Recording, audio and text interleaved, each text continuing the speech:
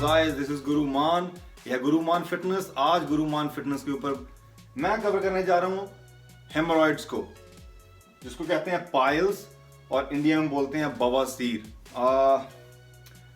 Almost 10 से 15% लोगों पूरी दुनिया के अंदर, मेजॉरिटी में इंडिया के अंदर लगभग 15% लोग जो डॉक्टर से मिलने जाते हैं, डॉक्टर के पास जाते हैं, उनको ऑलमोस्ट हेमोरॉइड्स की प्रॉब्लम है। इस प्रॉब्लम से सफ़र कर रहे हैं और काफ़ी ज़्यादा मेजॉरिटी में ये दिक्कत है।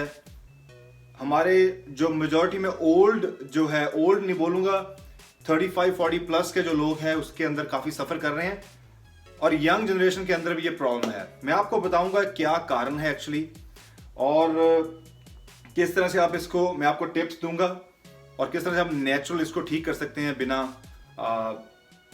एनी मेडिकल या सर्जरी के बगैर।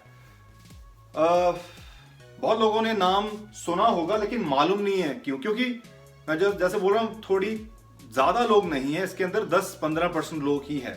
सो rest of 85 to 90% people are, उनको ऐसी प्रॉब्लम नहीं है, तो उनको मालूम नहीं है। तो फिर भी मैं नॉलेज देना चाहता हूँ, क्या मालूम लाइफ की कौन सी स्टेज पर आपको इसकी ज़रूरत पड़े, या आपके कोई फैमिली मेम्बर या आपका कोई फ्रेंड कोई सफ़र कर रहा है तो आप उसको ये इन्फॉर्मेशन पास कर सकते हैं ताकि वो इस टिप्स और इस रेमेडी की हेल्प के दौरान के साथ अपनी हेमोरॉइड से राहत पा सके।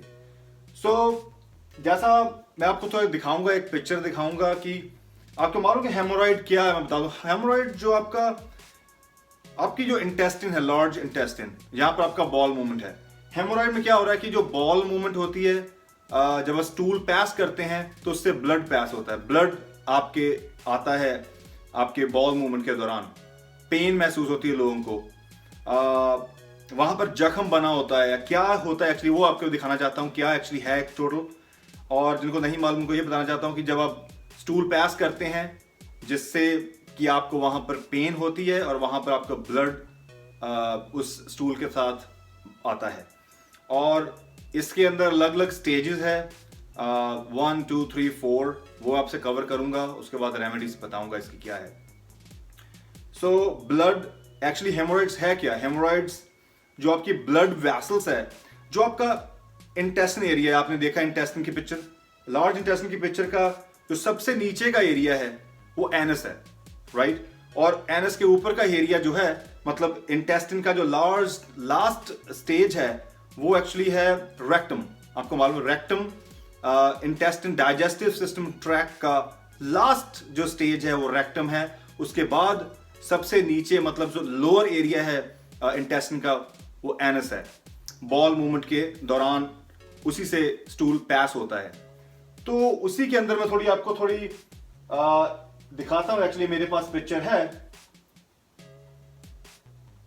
सो अगर आप देखें, ये आपका एनस का एरिया है। जब स्टूल पास होता है तो आपका इसके थ्रू पास होता है। सो एनस के जो बाहर का एरिया है, जो आपकी स्किन के साथ मैच करता है, आपको जब देखें, ये एक्सटर्नल हेमोरॉइड, दो तरह के हेमोरॉइड्स है, इंटरनल एंड एक्सटर्नल। इंटरनल आपके अंदर होता है, इंटेस्टिन जो है आपकी एनस के अंदर का एरिया, और जो एक्सटर्नल हेमोरॉइड्स है वो बाहर के एरिया में है।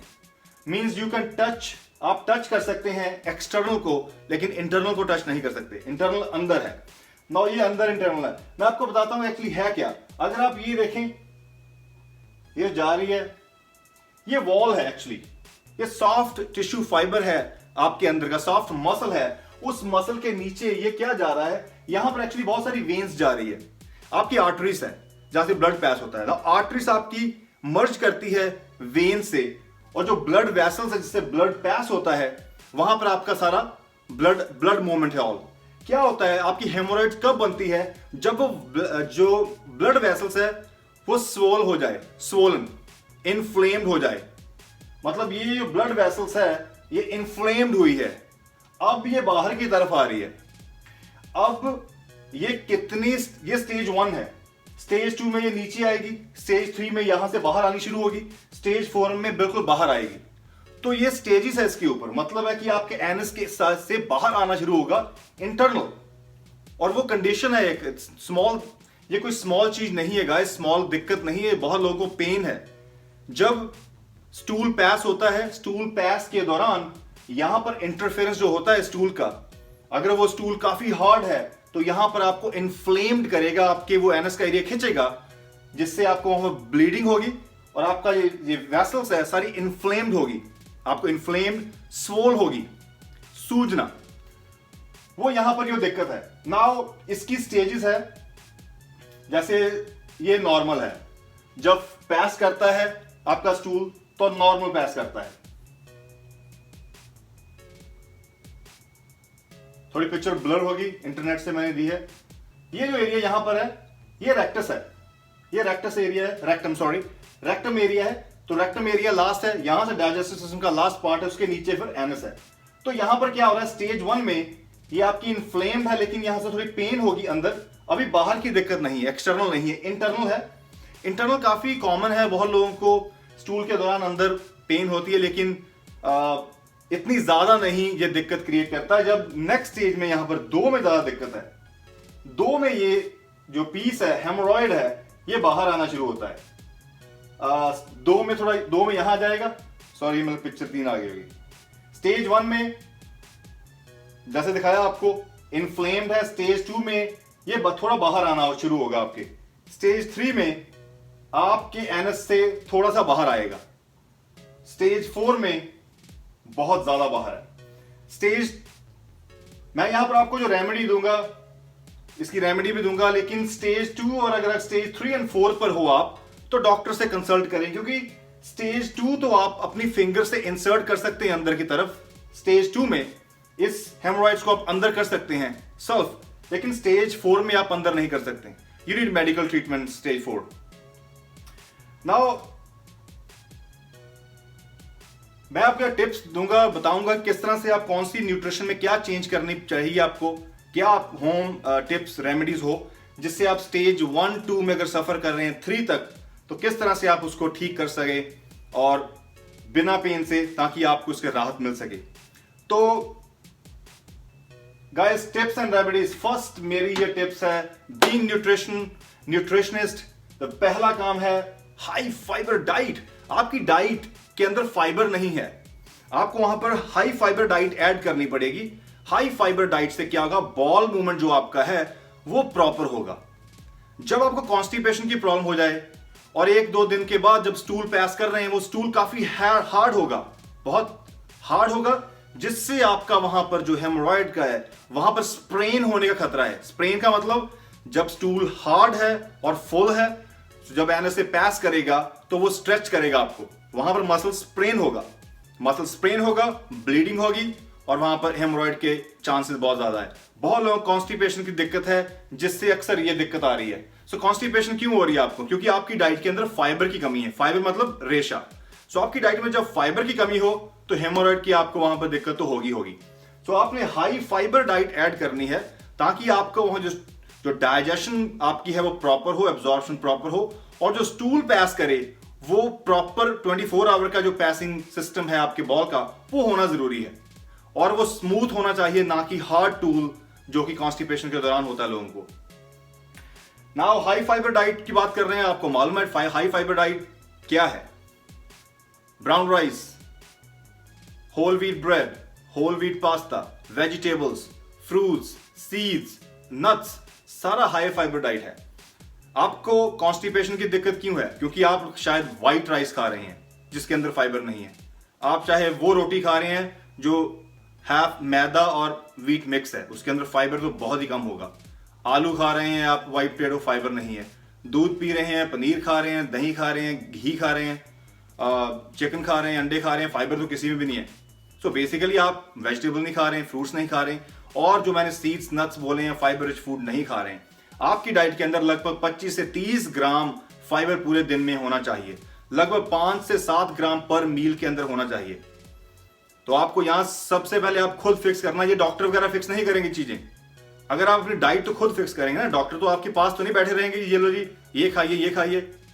आप डॉक्टर पास तब जाते हैं जब पानी आगे ऊपर चले जाए सर से, तब जाना पड़ता है। सो वो आपके हाथ में है, पानी सर से ऊपर ना जाए गाइस। आप डाइट में फाइबर ऐड करें, फाइबर रिच फूड बहुत ही जरूरी है आपके हेमोरॉइड को क्योर करने के लिए। पानी साथ में जरूर पिए लोग, अपनी बॉडी को हाइड्रेट में रखते हैं, डिहाइड्रेट रखते हैं, जिससे वो बॉल मूवमेंट में क्या होगा, स्टूल टाइट ही होगा। पानी जितना होगा helps to push the waste out from your body, और वो आपको फ्लूइड बॉडी के अंदर जरूरी है, आपको चाहिए। सेकंड गाइस है यहां पर ice, cold compress, double C हो गया एक्चुअली, एनीवेज स्पेलिंग से, क्योंकि रेमेडी है वहां पर ना। आइस मतलब है कोल्ड कंप्रेस ना। कोल्ड कंप्रेस में क्या करना, आपने जैसा रुमाल होता है उतना पतला कपड़ा हो और थोड़ा बड़ा हो, उसके अंदर आपने आइस रखनी है, उसको बांधें, टाई करें और आप अप्लाई करें। यहां पर आपके एक्सटर्नल हेमोरॉइड्स है, आपको मालूम है एक्सटर्नल हेमोरॉइड्स बाहर है और वो आपको इची करेगा, पेन करेगा, इन्फ्लेम्ड है। तो जब आप उसके ऊपर आइस पैड लगाएंगे, उसकी जो इन्फ्लेमेशन है वो कम होगी, पेन कम होगी और धीरे धीरे वो श्रिंक होगा। ये जरूरी है, ये द बेस्ट है गाइस आइस। गर्म चीज बिल्कुल ना लगाएं अगर आपको हेमोरॉइड की प्रॉब्लम है, हॉट शावर वगैरह ना लें, ये द बेस्ट है। आइस आप सेल्फ लगाएं और दिन में आप लगभग 7-8 बार लगाएं, लगभग हर घंटे 1.5 घंटे बाद लगाते रहें, आप देखेंगे आपको बहुत राहत मिलेगी इससे।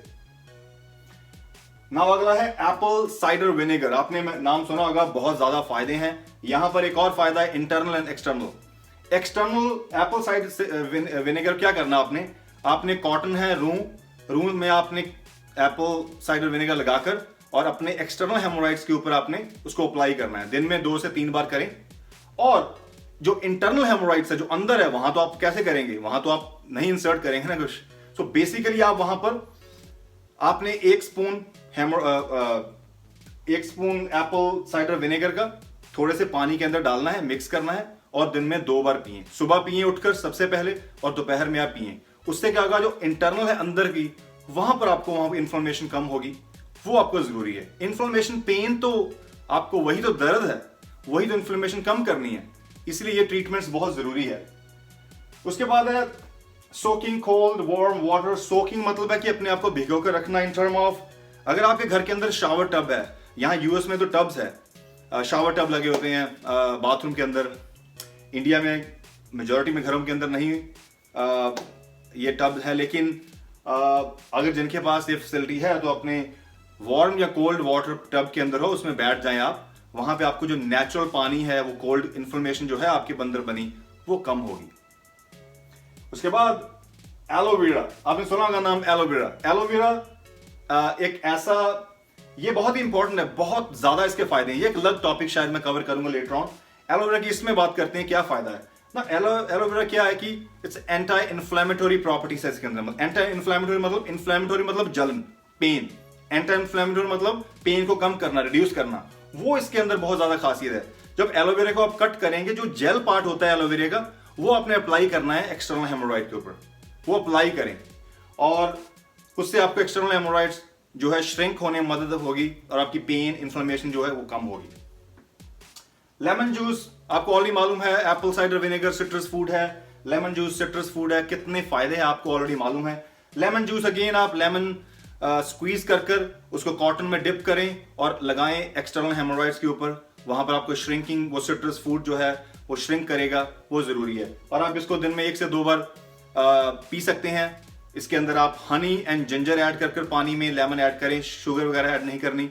Honey and ginger and lemon को मिक्स करें, दिन में 2 बार वो पिएं। वो आपके इंटेस्टिन से जो रेक्टम एरिया पास होकर एनस से जब वो स्मूथनेस बनेगी आपकी बॉल मूवमेंट के थ्रू, तो वो आपको वहां पर जो पेन है, टाइटनेस है, बिकॉज स्टूल जो हार्ड होगा तो वो रब करेगा, वो आपके स्किन को स्प्रेन करेगा, उसमें मदद करता है। ना कि स्प्रेन वगैरह से आपको चांसेस नहीं होते। लास्ट है ऑलिव ऑयल। ऑलिव ऑयल हमें मालूम है कि फूड में खाना जरूरी है, लेकिन ऑलिव ऑयल को आप यहां पर अगेन अप्लाई कर सकते हैं अफेक्टेड एरिया पर। और दिन के अंदर आप 1 से 2 सर्विंग ऑलिव ऑयल की लेंगे तो सोच कर देखें, जो इंटेस्टिन है जहां से आपका स्टूल पास होता है, जब ऑयल लगा हो तो ऑयल से आपको मालूम है smoothness, you need smoothness stool pass करने के दौरान, और वो ऑलिव ऑयल हो अपनी डाइट में दिन में 1 या 2 बार सर्विंग हो, that helps in the smoothness in term of also lower the pain, क्योंकि इसके अंदर भी क्या है, एंटी इन्फ्लेमेटरी प्रॉपर्टीज है, मतलब एंटी इन्फ्लेमेशन जो है आपको होती है उससे राहत पाने में बहुत मदद करता है, because it's rich high in anti inflammatory. So guys, ये आपको करना पड़ेगा, क्योंकि आप नहीं चाहेंगे कि स्टेज 4 हो और डॉक्टर के पास हो, डॉक्टर को करेगा, डॉक्टर आपको वहां से वो निकालेगा, लेकिन जो आपको खुद करने की जरूरत है, जो अंदर का सिस्टम है 23 घंटे, वो तो आपके हाथ में है ना, डॉक्टर के हाथ में नहीं है। सो इसको आप ठीक करें, हाई फाइबर डाइट ऐड करें, ये टिप्स आप ट्राई करें। आपकी डाइट के अंदर फाइबर होना जरूरी है। वर्कआउट में कोई दिक्कत नहीं है, जिम में अगर जिम जा रहे हैं, डोंट वरी, जिम के अंदर कोई भी दिक्कत नहीं होगी आपको। वर्कआउट आप करें, वर्कआउट इफेक्ट नहीं करेगा, लेकिन जिम जाने से पहले, जिम जाने के बाद जो सारा टाइम आपके पास है, आप ये रेमेडीज अप्लाई करते रहें ताकि आपको जिम के दौरान कुछ ऐसा महसूस ना हो। स्विमिंग पूल में जो स्विमिंग आप करते हैं वो भी बहुत अच्छा है। जकूजी हॉट टब में ना बैठे, ज्यादा इन्फ्लेमेशन होगी, पेन होगी। सो स्विमिंग पूल भी काफी बेटर है। ठंड है तो फिर आप स्विमिंग पूल अवॉइड करें जैसे ठंड के दौरान, लेकिन आप आइस लगा सकते हैं जैसे मैंने बोला है। अगर गर्मियों का टाइम है, अच्छा मौसम है, तो स्विमिंग पूल के ठंडे पानी के अंदर आपको वहां पर बहुत ज्यादा बेनिफिट होगा, उसका राहत मिलेगी। सो गाइस, हेमोरॉइड्स, जो इन्फ्लेम्ड जो आर्टरीज आपकी है, ब्लड वेसल्स है जो इन्फ्लेम्ड हुई है, उसको ठीक करने में ये सारे टिप्स आपके काम आएंगी। और हाई फाइबर डाइट बहुत ही जरूरी है ताकि आपका स्टूल जो है वो हार्ड ना हो, स्मूथ हो, जो आपको पेन ना क्रिएट करे और ना ही आपको वहां पर स्प्रेन होगा एनस के अराउंड। सो गाइस, ये थी गुरुमान बीइंग न्यूट्रिशनिस्ट जो मेरी एक्सपर्टीज से आपसे शेयर की है। Give it a try. This is Guru Mann guys, over and out.